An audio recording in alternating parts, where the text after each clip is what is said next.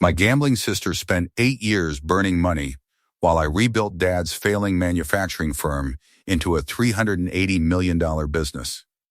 At the shareholders' dinner, she took my executive seat, removed my name from the board, then told everyone I was no longer needed. I calmly picked up my files and left. But Monday morning, when she entered the factory floor, the nameplate was already gone when I walked into the shareholders' dinner. My sister had replaced it with her own, Meredith Holt, Chief Executive Officer, in gold lettering on a black card propped against the crystal water glass at the head of the table. 12 seats around white tablecloths. The company logo centered on the wall behind the chair. My chair. The one I had been sitting in for 8 years while I moved this company from $12 million in revenue to $380 million. It had someone else's name on it now. I did not sit down. Meredith stood at the far end of the table with her hands resting on the back of a chair that was not hers either, because she had never sat in any chair in this building for longer than the time it took to vote herself a title.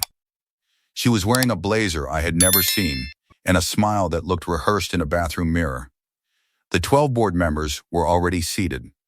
None of them looked at me. That was how I knew the vote was finished before I arrived. She had rehearsed this.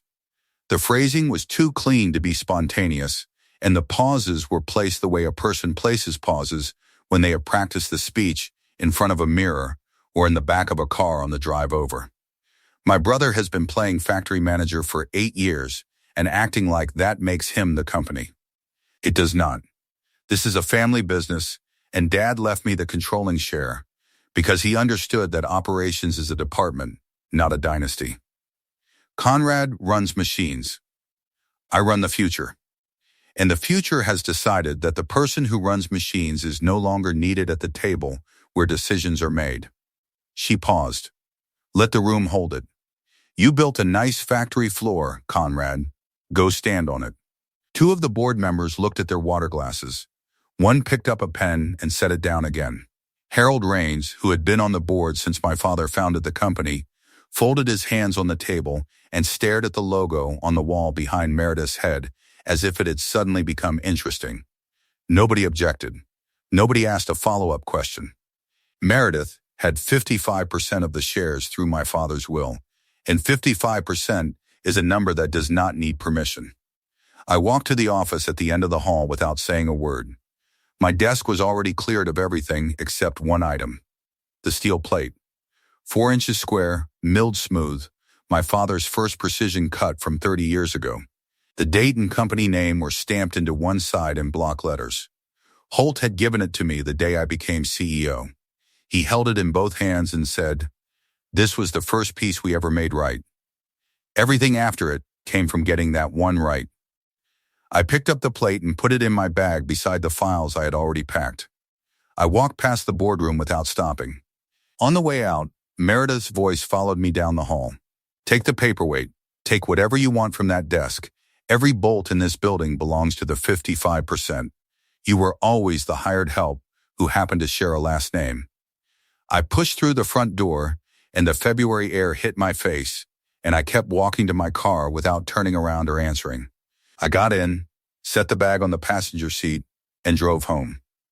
At 9:47, I called Preston, my corporate attorney.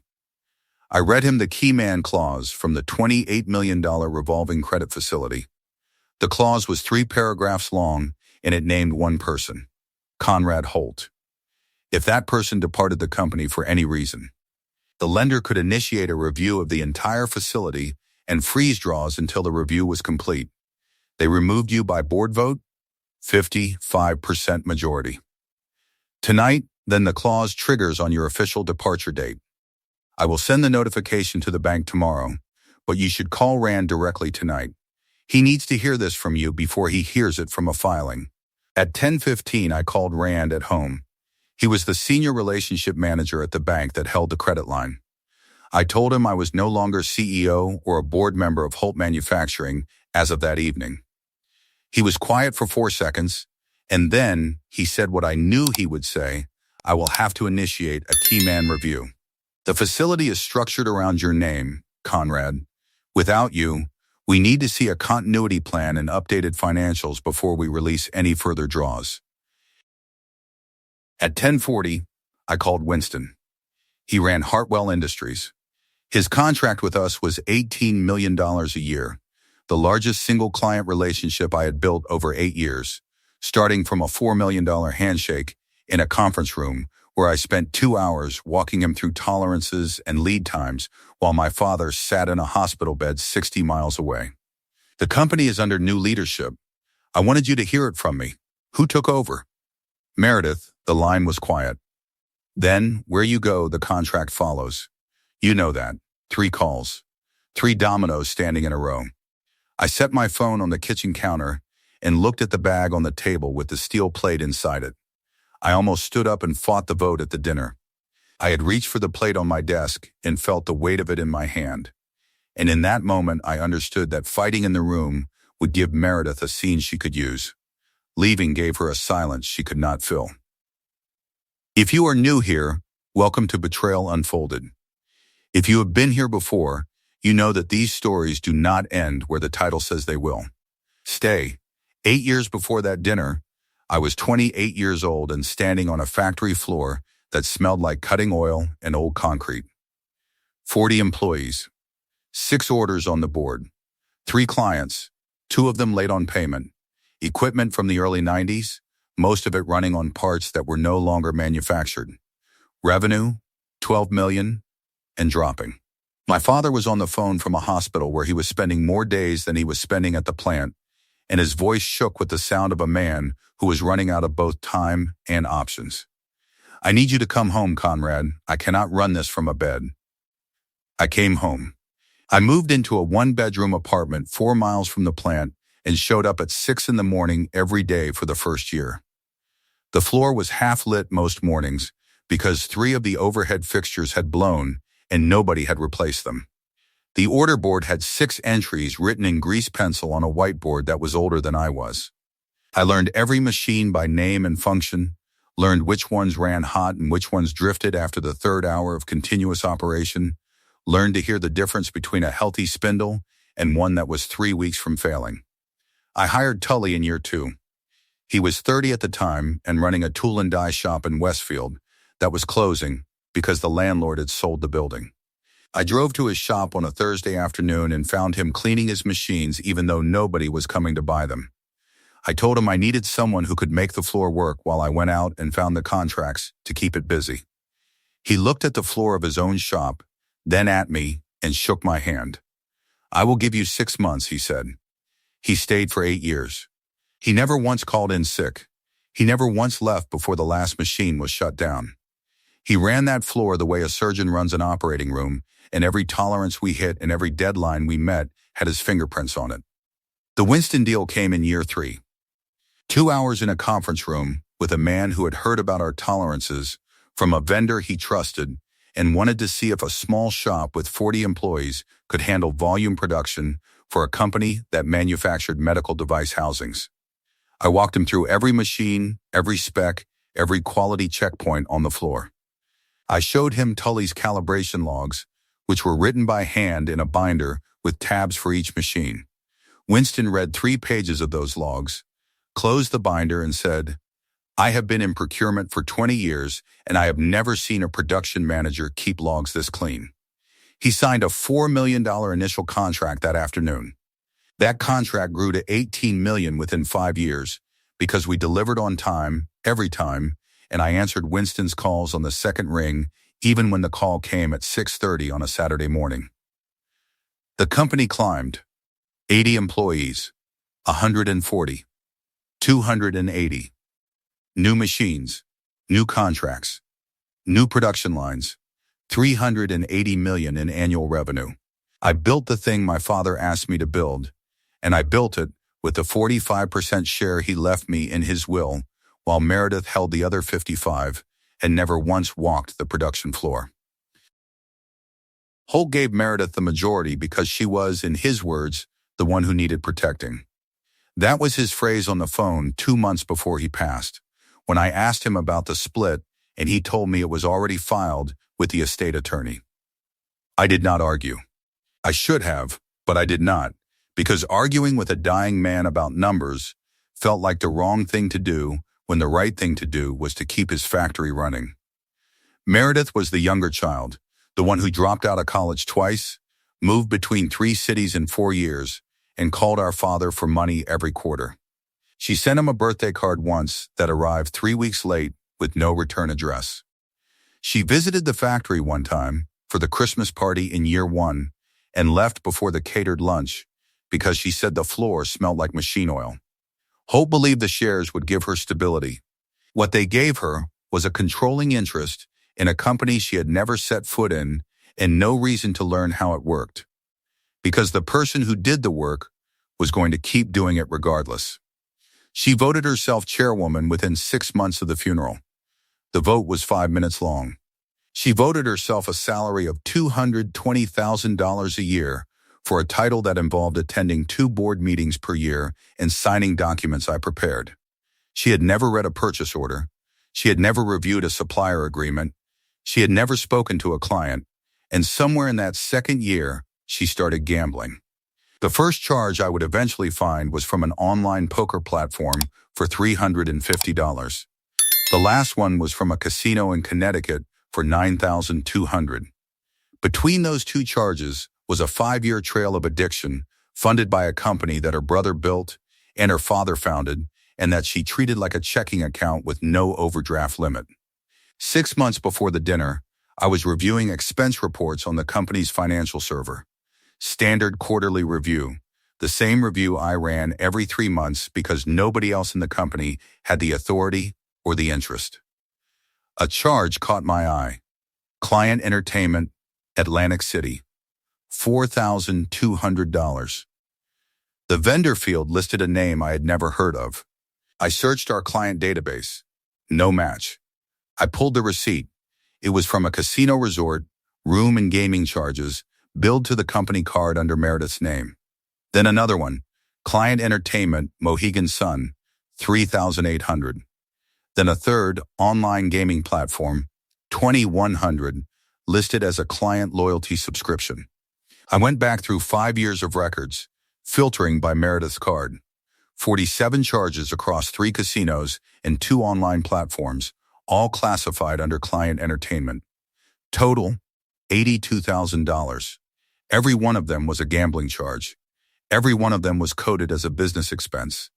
Every one of them was theft from a company my father built. I documented everything.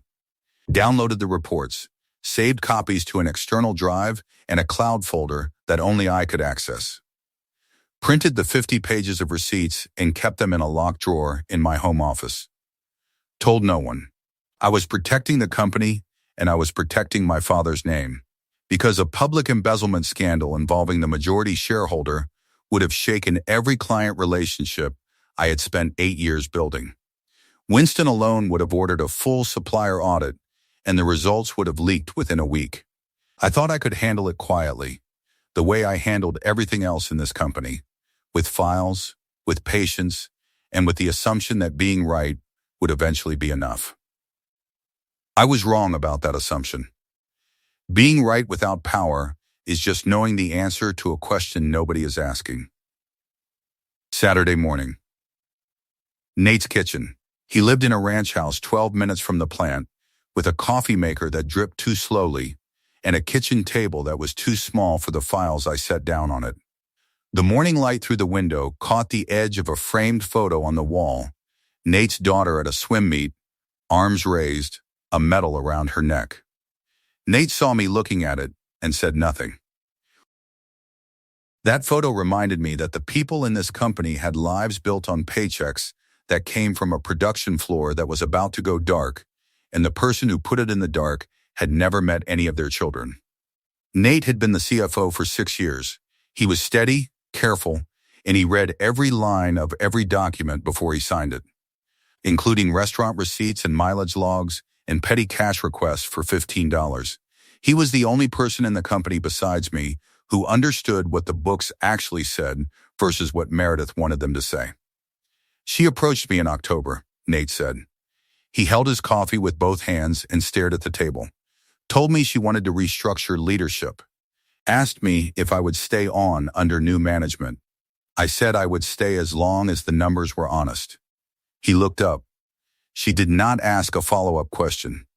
That is when I knew the numbers were not going to be honest.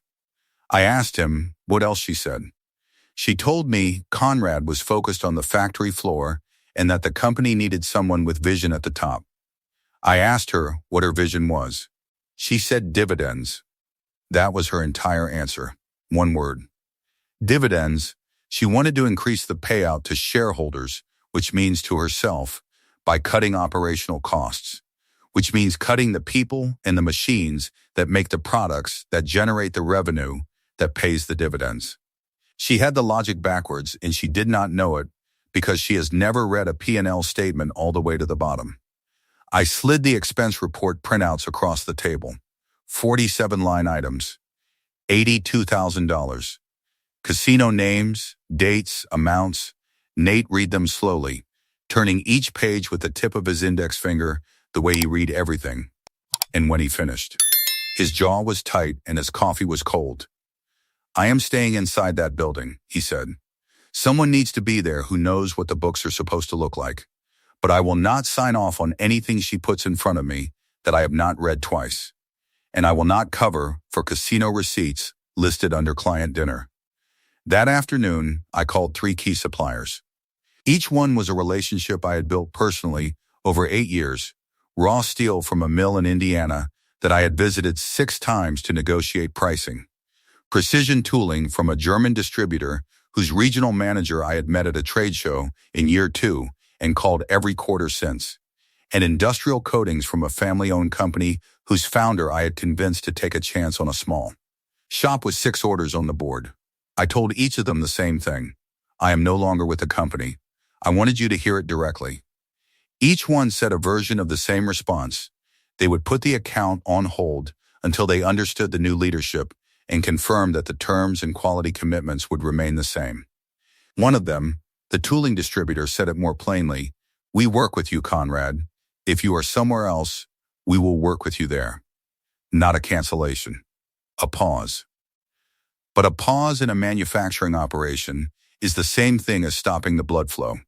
Without raw materials coming in on schedule, the production lines cannot run, the orders cannot ship, and the penalties for late delivery start accumulating at a rate that turns a pause into a hemorrhage. Sunday morning, Tully called.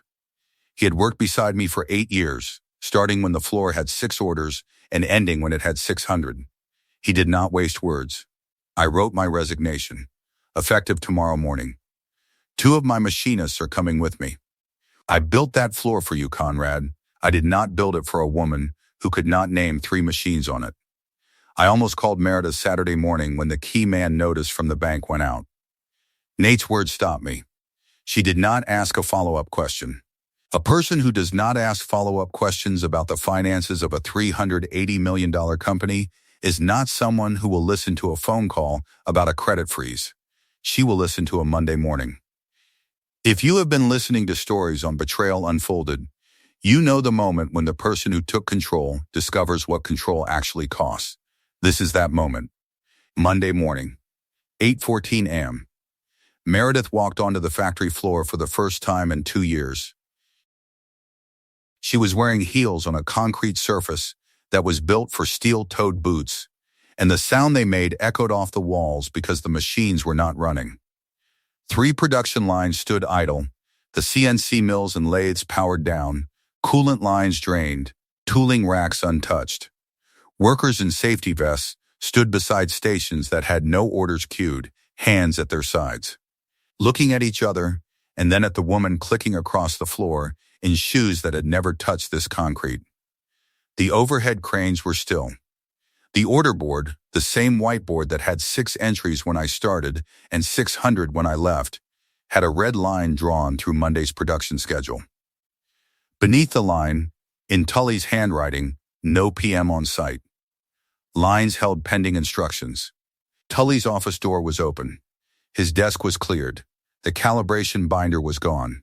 He had taken it with him because it was his work, and because no one else in the building could read it. And without it, the machinist could not verify tolerances on any of the precision lines.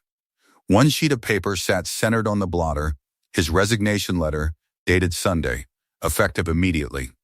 Two more resignation letters sat beside it from the senior machinists who followed him out.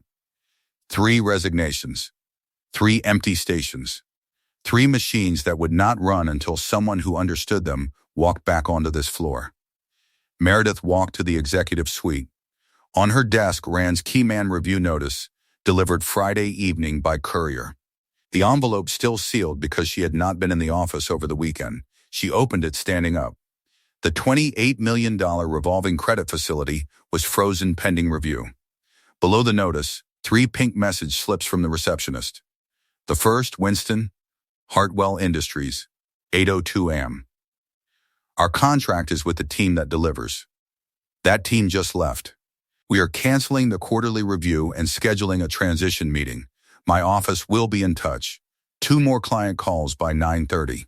6.4 million and 3.2 million.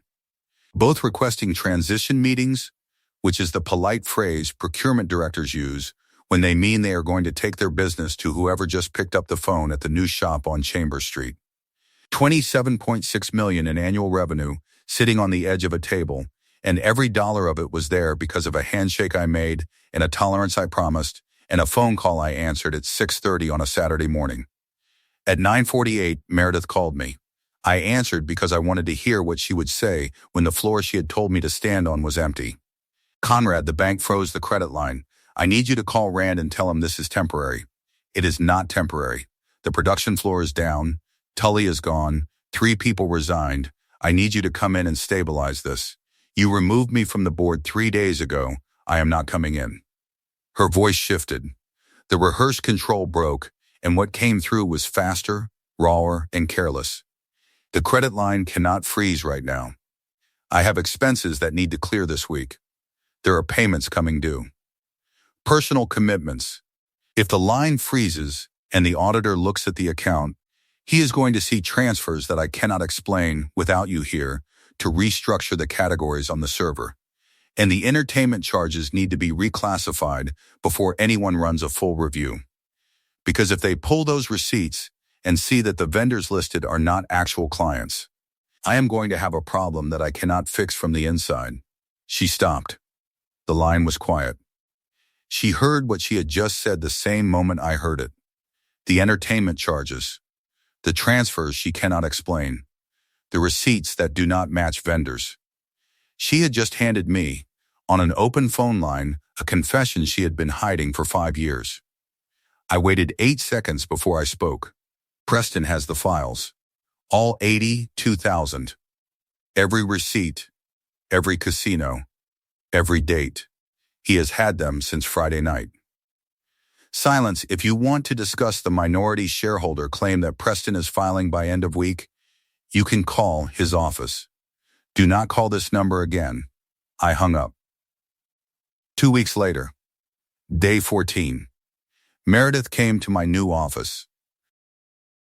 She had found the address through public business filings, the same filings that listed Conrad Holt Precision Manufacturing as a new entity with a single owner and a tax ID and a phone number that was already receiving calls from clients who had stopped calling her. The building was a small industrial space on Chambers Street, 3 machines on the floor, Tully's office 2 doors down, a reception area with a desk and a phone that had been ringing since Winston told 3 other procurement directors about the new shop. It was not the old building. It did not have a boardroom or white tablecloths or a logo on the wall. It had what mattered: machines that ran, orders that shipped, and a phone that rang with the voice of people who wanted to do business with the man who answered it. She sat across from me in a metal chair with no cushion and no armrests. Through the wall, Tully's lathe hummed on a test cut. She looked at the desk, at the laptop, at the space where the plate sat in the same position it had occupied for 8 years on a different desk in a different building. Come back. We can restructure. We can put you back on the board, reinstate your title, match your salary. The bank wants your name on the facility. Winston wants your name on the contract. I need you to come back. She said the word need, and it landed differently than every other word in the sentence. She needed me the way a building needs a foundation, and a production line needs a calibration check, and a $28 million credit facility needs the name of the person who built the company it financed. You called me hired help. I leaned forward. The hired help built $380 million in revenue, hired 280 people, landed every contract hanging on the wall in the office you are sitting in now. The hired help left, and Monday morning you discovered that hired help was the only thing keeping the lights on. Her fingers wrapped around her phone, squeezing until the screen went dark from the pressure. Her jaw tightened and she swallowed twice without speaking. Her shoulders pulled inward and her arms crossed tight against her chest, a posture that had nothing to do with cold and everything to do with trying to hold something together that was already in pieces. Her right heel lifted off the floor, the start of standing up, but she sat back down as if the chair had pulled her. You classified $82,000 in casino visits as client entertainment over 5 years. You ran up $340,000 in personal gambling debt while I was negotiating contracts that kept that building open. You voted yourself a $220,000 salary for a position you created after Dad died, and you have not walked the production floor once in 2 years. You removed me from the board because I was the only person who checked the expense reports. That is not leadership. That is embezzlement with a nameplate, and the bank agrees. The key man clause on the $28 million credit line names one person, not you. I opened the laptop, turned it so she could see the screen. Holt's estate memo, scanned from the attorney's files after the estate was settled. 3 lines highlighted, I am giving Meredith the controlling share because she needs the protection. I am giving Conrad 45% because he will stay and protect the company regardless of the split. I trust him to build it. I trust her not to need more than the share provides. Dad knew about the gambling, I said. His attorney's memo says it. He gave you the majority because he thought you needed stability. He gave me the minority because he thought I would stay no matter what. He was right about me staying. He was wrong about you. He trusted you not to gamble it away. One of us kept the promise. Meredith's voice came out thin. Dad built this for both of us. You cannot walk away from what he built. This company has our name on it. His name. I built this company to $380 million. You took the chair. The chair is all you have left. I almost handed the embezzlement evidence to the board instead of to Preston. What stopped me was Holt's memo. Conrad will stay and protect the company. Protecting the company meant protecting it from a public scandal that would have destroyed client confidence overnight. The legal route through Preston was quieter and more permanent. This is the last time I answer a call from that building. The last time I explain what a production schedule looks like to someone who has never held a purchase order. The last time I protect the company Dad built from the person he trusted with the majority. You wanted 55%. You have it. The 45%, the part that built everything you are standing on, just walked out the door. I stood up and opened the office door. Meredith looked at the desk for 3 seconds, then picked up her purse and walked out without another word. The door closed behind her. I had stayed at Holt Manufacturing for 8 years because my father asked me to. He called me from a hospital bed and said the company was his life and he needed someone he trusted to keep it alive. I stayed because I believed that the 45% share was a technicality, that building a company from $12 million to $380 million would prove that the will's numbers were not the whole story. I stayed because the floor needed me and because the people on it trusted me, and because every time I thought about leaving, I looked at the plate on my desk and remembered that the first cut had to be right for everything else to follow. I should have left the day she voted herself a salary. I know that now. Preston filed the minority shareholder oppression claim on day 7. The claim named 3 counts: removal without cause, self-dealing through the $220,000 salary vote, and breach of fiduciary duty through the $82,000 in misclassified expenses. The claim requested either a court-ordered buyout of Conrad's 45% at fair market value or judicial dissolution. 45% of a company generating $380 million in revenue was a number that would keep Meredith's attorneys working late and Meredith staring at her ceiling at 3 in the morning. 3 weeks after the dinner, Rand sat across from Meredith in the boardroom of Holt Manufacturing. The $28 million credit facility remained frozen. Rand spoke the way bankers speak when the math is no longer in the client's favor, slowly, with specific nouns and no adjectives. We need a continuity plan, updated financials, and a new personal guarantee before we release the freeze. The facility was structured around a named key executive. That executive is no longer with the company. Meredith did not have a continuity plan because she had never seen one. She had never opened the operating manual I had written and kept in the server, a 200-page document that covered everything from vendor payment schedules to machine maintenance windows to client communication protocols. She had never asked Nate for a financial summary that was not also a board presentation. And board presentations are designed to make numbers look good, not to tell you what will happen when your credit line freezes and your production floor goes dark. Nate had refused to prepare updated financials without a full audit, and a full audit would surface the $82,000 in misclassified entertainment charges. She could not provide a personal guarantee because her personal credit was buried under $340,000 in gambling debt spread across 3 platforms and a casino line of credit she had stopped paying in November. The company had 22 days of operating cash remaining. After that, payroll would fail. 280 employees, 22 days, and a chair at the head of the table that carried no weight beyond the nameplate, propped against the water glass. She sat in that chair, the same one she had taken from me 3 weeks earlier, the one she had put her gold-lettered name on and called the future. The chair was the right size. Everything else was wrong. That same week, Nate's office, 2nd floor, overlooking the production floor that was running at 40% capacity with temporary operators who did not know the machines well enough to hit the tolerances the clients required. The internal auditor, a woman in her 40s with reading glasses and a reputation for thoroughness that made the accounting department nervous every quarter, set 47 flagged expense reports on Nate's desk. Each one was marked Client Entertainment. Each one had a vendor name that did not appear in the company's client database. Each one was a casino charge or a gambling platform deposit that Meredith had coded as a business meal. Nate had known about them for months.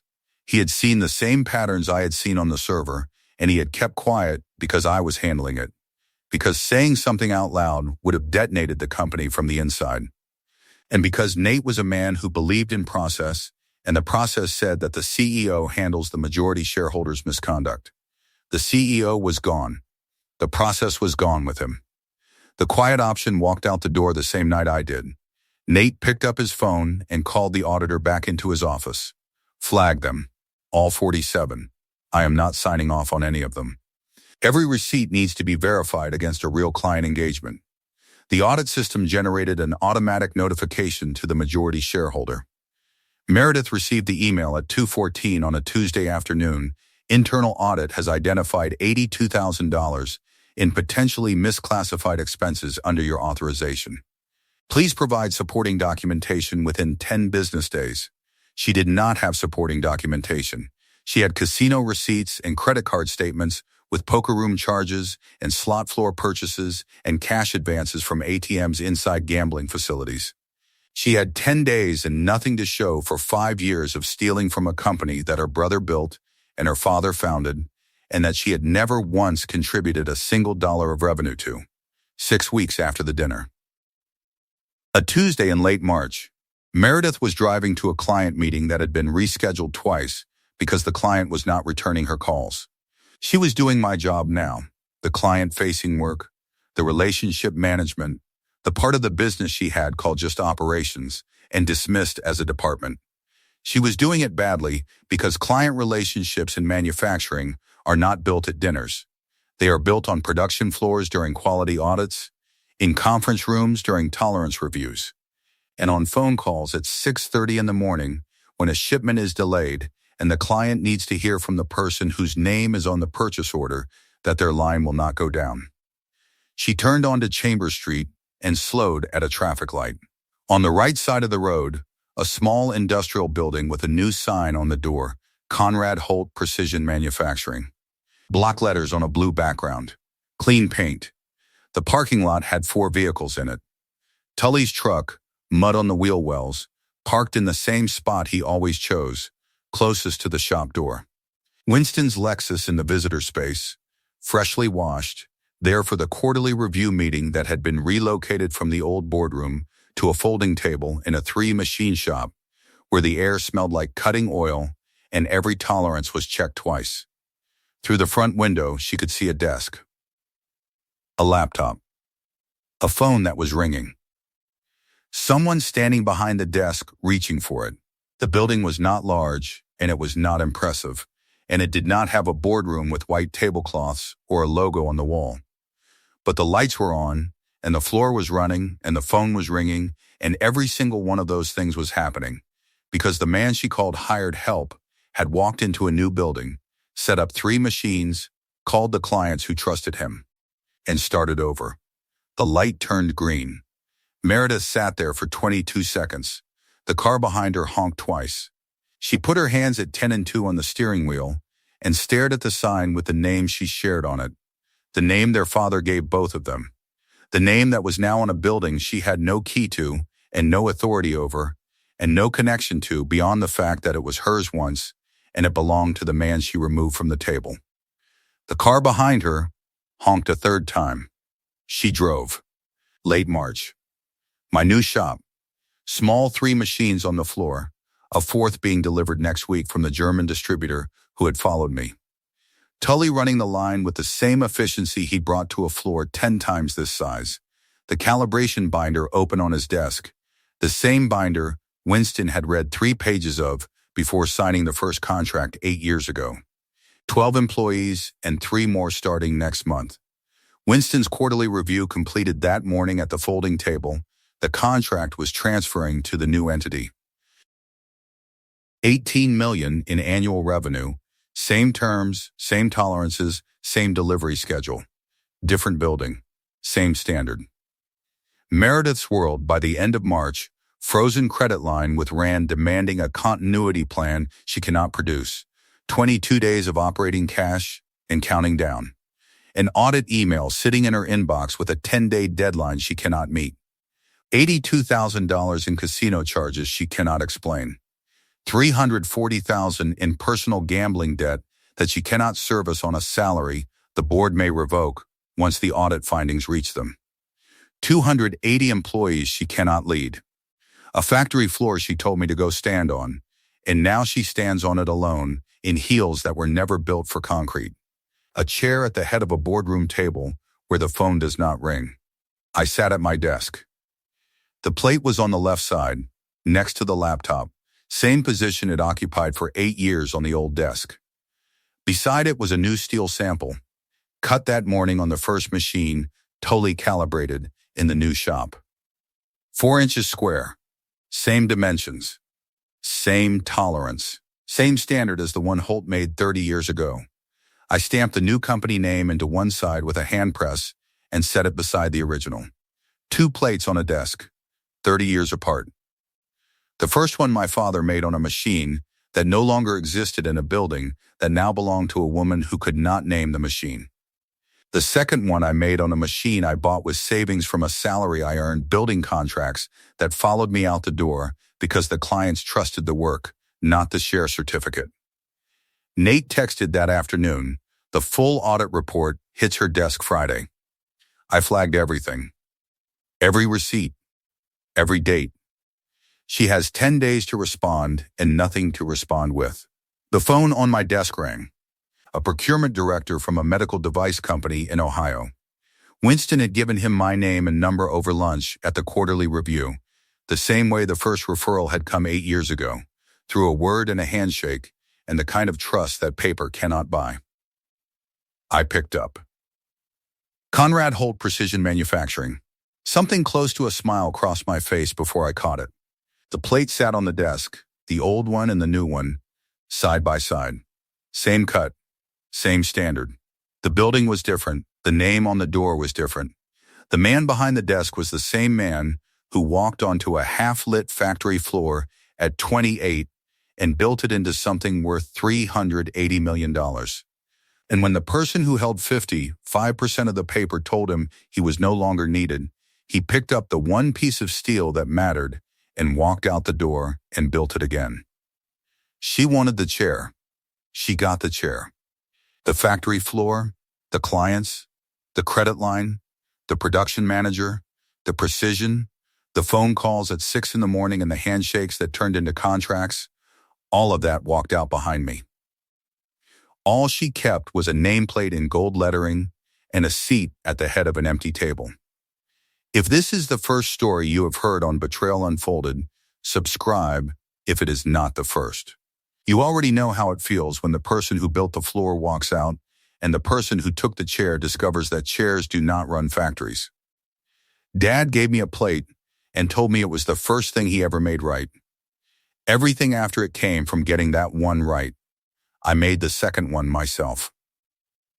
Same cut, same standard, different building, same hands.